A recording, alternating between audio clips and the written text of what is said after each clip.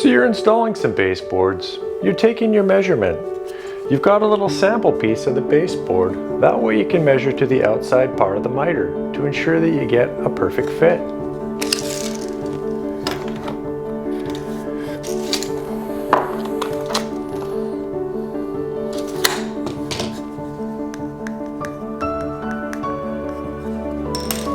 You also want to check the corner to see how square it is. The angle is slightly acute, so you make a note, 45 3/4 inch degrees to cut these pieces. Then you head on to the garage to make the cuts.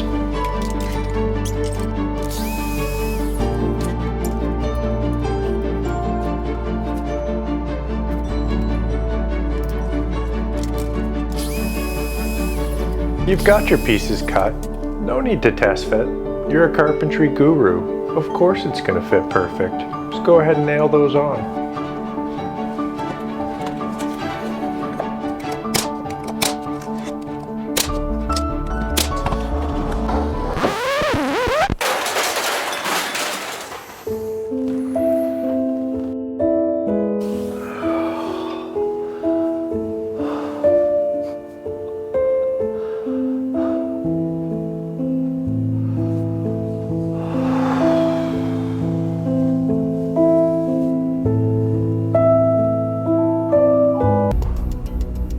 That was the last piece of baseboard. We must turn to the dark arts of carpentry to fix this problem. We're going to need to reduce the width of this baseboard at the very end in order for it to meet up with this piece that is about 1/16 of an inch too short.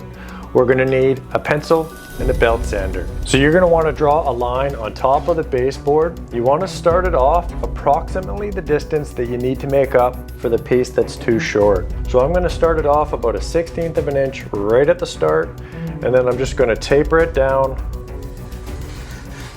to nothing over the course of about 12 inches. To the garage. Now a belt sander is going to be the best choice here. If you don't have a belt sander, you could use hand sandpaper, an orbital sander. It'll just take a lot longer. If you have an angle grinder, you could put a sanding disc on there and that works well. Or if you want to get a little crafty and dangerous, you could even carve the back of it out with your miter saw. I wouldn't necessarily recommend that, it's a little dangerous. A belt sander is definitely the best way to go here.